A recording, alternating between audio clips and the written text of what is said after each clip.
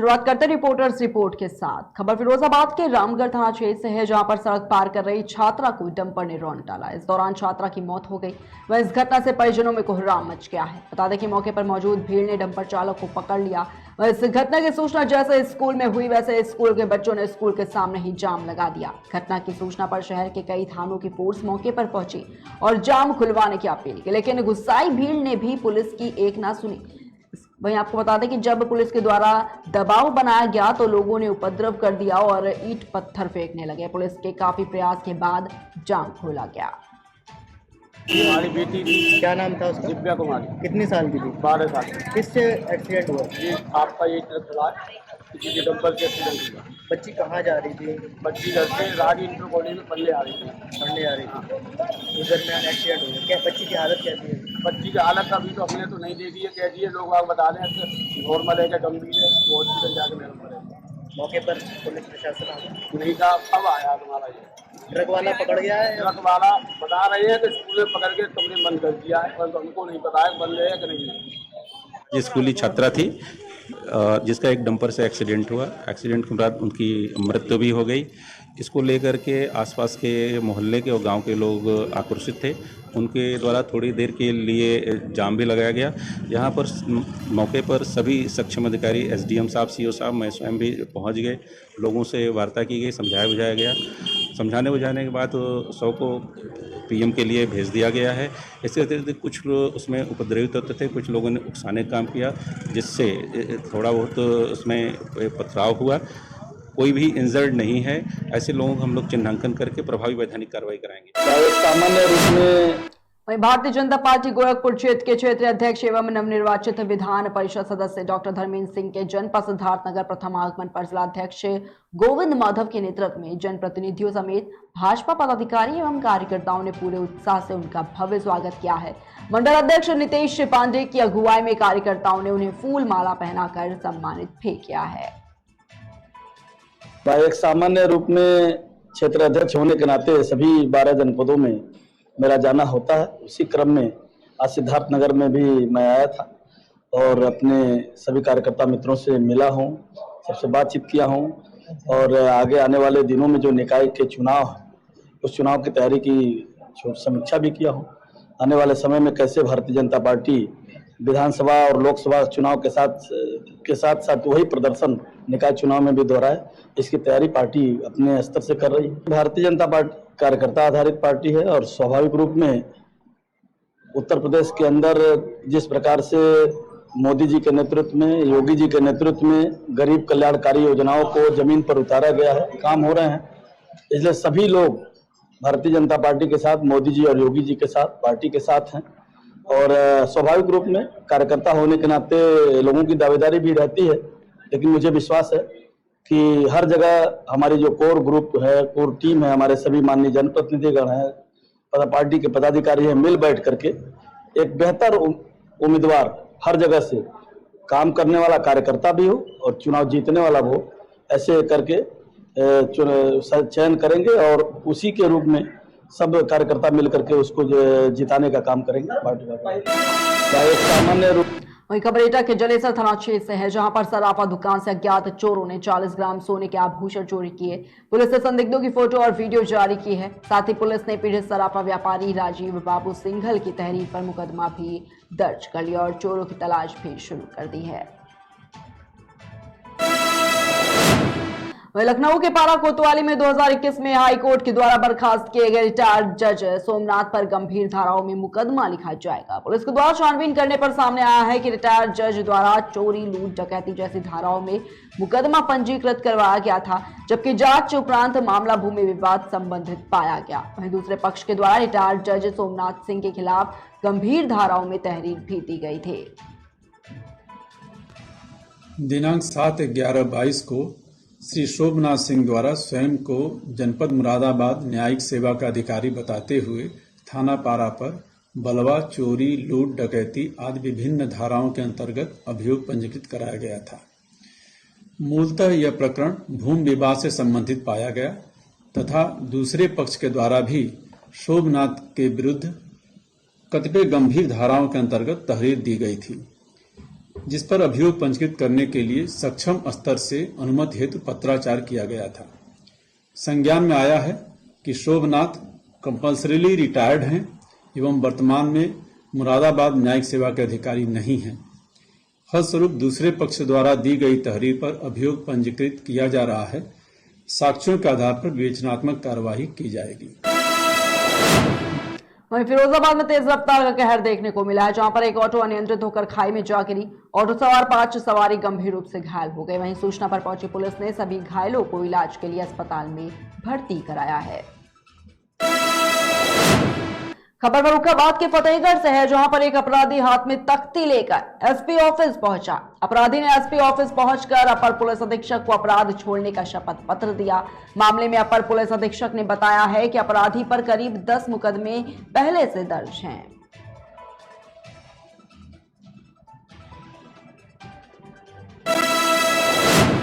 UP के सीतापुर जिले में मेदांता नर्सिंग होम अवैध रूप से संचालित किया जा रहा है। खबर को प्रमुखता से दिखाने के बाद स्वास्थ्य महकमा हरकत में आया। सीएचसी अधीक्षक ने अपनी टीम और पुलिस बल के साथ मेदांता नर्सिंग होम पहुंचकर निरीक्षण किया। साथ ही भर्ती मरीजों का इलाज झोला छाप से करने की बात पर नोटिस जारी कर दिया।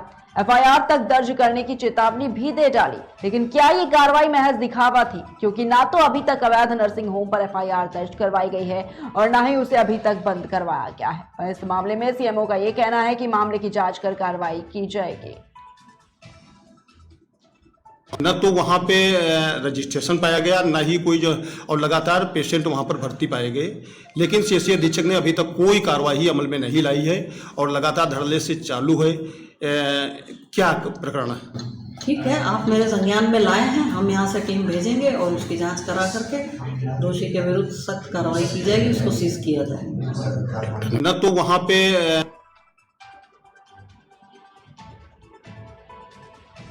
और इसी खबर तमाम जानकारी के लिए हमारे साथ हमारे संवाददाता रामकृष्ण वाजपेयी फोन लाइन पर जुड़ चुके हैं। रामकृष्ण वाजपेयी जी, आपसे जानना चाहूंगी, जिस तरीके से मेदांता नर्सिंग होम अवैध रूप से जिस तरीके से संचालित किया जा रहा था, हालांकि खबर को प्रमुखता से दिखाया गया, जिसके बाद कहीं ना कहीं ये भी सामने आया है कि सीएचसी अधीक्षक जो है वो अपनी टीम और पुलिस बल के साथ मेदांता नर्सिंग होम पहुंचकर निरीक्षण भी करते हैं, लेकिन जांच के आदेश देते हैं। लेकिन अभी तक ये बड़ा सवाल है कि इस पूरे मामले को लेकर कोई कार्रवाई नहीं की गई है। क्या कुछ पूरा अपडेट सामने आ रहा है?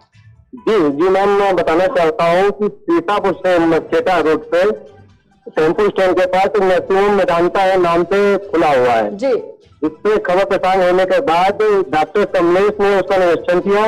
मौके पर मरीज भर्ती मिले, लेकिन वहाँ पे केवल कोटा पूर्ति दिखाई गई, ना कि वहाँ पे कोई एक्शन लिया गया। केवल नोटिस जारी की गई, लेकिन नोटिस पे कोई भी कार्रवाई नहीं हुई जी। कमलेश डॉक्टर ने तुरंत ये भी कहा कि उन पर एफआईआर दर्ज होगी, लेकिन अभी तक वहाँ पे कोई भी एफआईआर तक नहीं दर्ज हुई।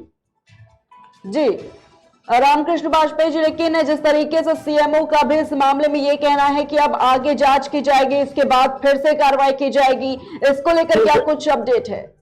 जी मैं आपको बता देता हूँ, जब कल सीएमओ से बात की गई तो मुख्य चिकित्सा अधिकारी ने बताया कि इस पे एक टीम बनाई जाएगी, इसकी जांच कराई जाएगी और जो दोषी होंगे उन पर एफआईआर दर्ज कराई जाएगी। लेकिन कहीं ना कहीं एक कमलेश डॉक्टर पे सवालिया निशान उठता है कि उन पे कोई दबाव है या कोई ऊपर से दबाव आ रहा है, इसलिए उस पर कोई कार्रवाई नहीं हो रही है। एक निशान उठ रहा है कमलेश डॉक्टर पे। जी रामकृष्ण वाजपेयी जी, लेकिन क्या अभी तक जो दोषी हैं इसमें वो सब सामने आ चुके हैं या फिर अभी भी लगातार जो जांच है सीएमओ का जिस तरीके से कहना है, क्या अभी भी जांच जारी है? जी वो टीमों ने कल जांच के लिए आदेश दिए थे, आज टीम बनाई गई होगी और उस पर जांच कराई जाएगी। लेकिन ये मामला है 22 सितंबर को, जब सीएचसी अधिकारी मरछेटा डॉक्टर कमलेश कुमार ने अपनी टीम पुलिस बल के साथ Marchheta tempo stand Medanta nursing home पहुंचे, निरीक्षण किया तो वहां पे मरीज भी भर्ती पाए गए और स्टाफ भी मिला। लेकिन एक बड़ा सवाल ये कि वहां पे तुरंत कार्रवाई क्यों नहीं की गई और एफआईआर क्यों नहीं दर्ज कराई गई? जी जी बिल्कुल रामकृष्ण वाजपेयी जी, क्योंकि एक बड़ा सवाल यहाँ पर स्वास्थ्य विभाग पर भी उठता हुआ नजर आता है, क्योंकि जिस तरीके से अवैध नर्सिंग होम का संचालन जो है वो धड़ल्ले से किया जा रहा है, लेकिन जब जांच के लिए टीम वहां पर जाती है तो ये भी एक बड़ा सवाल है कि वहां पर त्वरित कार्रवाई जो है वो क्यों नहीं की गई? जी मैं आपको बताना चाहता हूँ कि यही एक निशान कमलेश डॉक्टर पे उठाया जा रहा है जी, और ये सवालिया निशान लगता है। जी ठीक है, बहुत बहुत शुक्रिया रामकृष्ण बाजपेयी जी आपका हमारे साथ जुड़ने के लिए और तमाम जानकारियां साझा करने के लिए। तो सीतापुर जिले से आपको एक खबर बता रहा है जहां पर मेदांता नर्सिंग होम अवैध रूप से संचालित किया जा रहा है और खबर को प्रमुखता से दिखाने के बाद स्वास्थ्य महकमा हरकत में आया, लेकिन सीएचसी अधीक्षक ने अपनी टीम और पुलिस बल के साथ मेदांता नर्सिंग होम पहुंचकर निरीक्षण किया, साथ ही भर्ती मरीजों का इलाज झोलाछाप से न करने की बात पर नोटिस भी जारी किया, एफआईआर तक दर्ज करवाने की बात कह डाली। लेकिन बड़ा सवाल यह है कि अभी तक अवैध नर्सिंग होम पर एफआईआर दर्ज नहीं की गई है, साथ ही साथ अभी भी ये जो नर्सिंग होम है वो धड़ल्ले से जारी है। खबर कानपुर देहात से है जहां पर सोलर प्लांट के नाम पर किसानों की 50 बीघा जमीन पर जबरन कब्जा करने का मामला सामने आया है। बता दें कि किसानों ने जिला प्रशासन, ग्राम पंचायत प्रधान समेत प्लांट के लोगों पर गंभीर आरोप लगाए हैं। उनका यह कहना है कि बिना नोटिस और मुआवजे के जमीन पर कब्जा किया जा रहा है। एसडीएम से लेकर डीएम तक शिकायतें की गई, लेकिन कोई कार्रवाई नहीं की गई। किसानों की खड़ी फसल पर मशीनों को चलाकर बर्बाद किया जा रहा है। हम लोगों की खेती हम लोग बिना जमीन के हुए जा रहे हैं, तो इसमें सरकार कोई मतलब हमको कुछ दे ही नहीं रही है और बिना पूछे बताए आप यहाँ पे काम चल रहा है। कम से कम 1.5 महीने हो गए काम चलते चलते। हम लोगों ने एप्लीकेशन भी दी, सुनवाई कोई नहीं है। सरकार से मिले वो भी मना कर रहे हैं, कोई मतलब कार्रवाई होती ही नहीं हम लोगों की। जिला प्रशासन से बात की तो क्या कहा? उन्होंने कुछ नहीं बोला। मतलब आपकी जमीन पर क्या जबरन कब्जा किया जा रहा है, क्या है? जबरदस्ती का कब्जा किया जा रहा है। जब हम लोग मना करते हैं तो बोलते हैं सरकार से मिलो। सरकार के यहाँ जाने पर कोई सुनवाई नहीं हम लोगों की। वगैरह बर्बाद कर दी? हाँ, पूरी फसलें जो थी हमारी लाई वगैरह बही थी, सारी फसलें बेकार हो गई। आप लोग मना करते हैं, क्या कहते हैं वो लोग? बस यही बोलते हैं कि हम नहीं जानते कुछ। अच्छा। सारे काम के लिए मना कर देते हैं। जबरदस्ती कब्जा? बिल्कुल।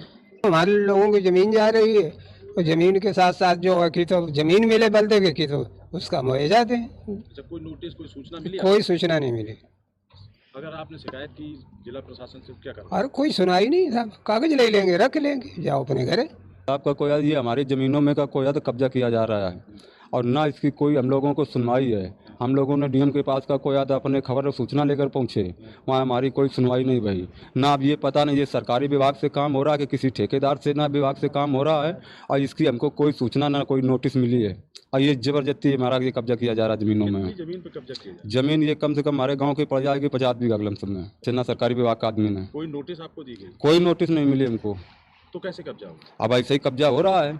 तब आप लोग अब क्या चाहते हैं? हम लोग ये चाहते हैं कि हमारी ज़मीन मिले हमको, कब हो जाता है और इसका कोई हमको सरकारी अगर काम चालू उसमें है तो हमको उसकी नोटिस दी जाए, मुआवजा मिले हमको। मतलब आपको कोई जानकारी नहीं है? कोई जानकारी नहीं हम लोगों को। हमारा विजयपाल नाम है, ग्राम प्रधान गुजराई।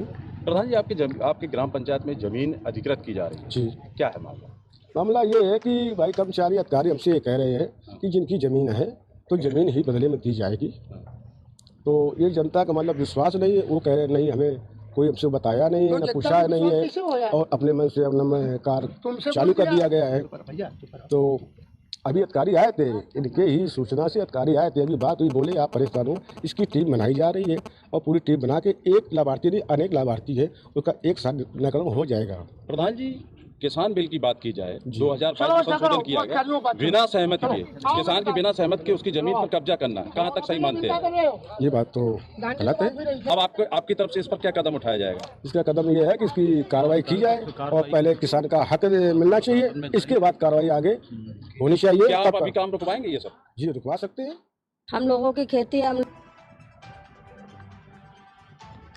और इसी के ऊपर तमाम जानकारी के हमारे साथ हमारे संवाददाता अंशु शुक्ला फोन लाइन पर जुड़ चुके हैं। अंशु, आपसे जानना चाहूंगी, जिस तरीके से सोलर प्लांट के नाम पर किसानों की 50 बीघा जमीन पर जबरन कब्जा किया जो मामला है वो कहा जा रहा है, क्या कुछ पूरी जानकारी मिल पा रही है इसको लेकर? दरअसल पूरा मामला तहसील अकबरपुर क्षेत्र की ग्राम पंचायत गुजराई का है, जहाँ एक ग्राम पंचायत गुजराई के मजरा भवानीपुर में एक सोलर प्लांट लगने के लिए प्रस्तावित हुआ है, जिनको लेकर जिला प्रशासन द्वारा गांव भवानीपुर में प्लांट लगने के लिए जमीनी चिन्हित की है। लेकिन जिला प्रशासन के द्वारा भूमि अधिग्रहण की प्रक्रिया आज तक पूर्ण नहीं हो सकी। बावजूद इसके जिला प्रशासन की सतह पर सोलर प्लांट अधिकारियों, ठेकेदारों, किसानों की जमीन पर जबरन कब्जा करने में लगे हैं। यही नहीं, जिला प्रशासन की मिली भगत से प्लांट के ठेकेदार और दबंगों के किसानों की 50 बीघा पर बड़ी बड़ी मशीनों के सहारे खेतों की सरहद को तोड़कर समतलीकरण का कार्य शुरू कर दिया है और किसानों की जमीन पर जबरन कब्जा किया जा रहा है। मामले को लेकर किसानों ने एसडीएम से लेकर डीएम तक न्याय की गुहार लगाई, नतीजा सिफर रहा। आज तक किसानों की सुनने वाला कोई नहीं है और किसान दर दर की ठोकर खाने को मजबूर है। ठीक है, किसानों ने लेकिन जिला प्रशासन ठीक और है। जबरन कब्जा करने वालों से परेशान होकर मीडिया का सहारा लिया। जी लेकिन अंशु, जिस तरीके से भी कहा जा रहा है कि एसडीएम से लेकर डीएम तक लगातार शिकायतें की गई है, लेकिन अभी तक कोई कार्रवाई जो है इस मामले में नहीं हुई है, इसको लेकर क्या कुछ जानकारी है? जी, अभी तक कोई कार्रवाई नहीं हुई है। आगे देखना ये है कि खबर लेकर के क्या आगे कार्रवाई जिला प्रशासन करता है लोगों के ऊपर। जी ठीक है, बहुत बहुत शुक्रिया अंशु शुक्ला आपका हमारे साथ जुड़ने के लिए और तमाम जानकारियां साझा करने के लिए। तो कानपुर देहात से खबर आपको बता रहे हैं, जहां पर सोलर प्लांट के नाम पर किसानों की 50 बीघा जमीन पर जबरन कब्जा करने का जो मामला है वो सामने आया है। फिलहाल की खबरों में इतना ही, रुकते एक छोटे से ब्रेक के लिए।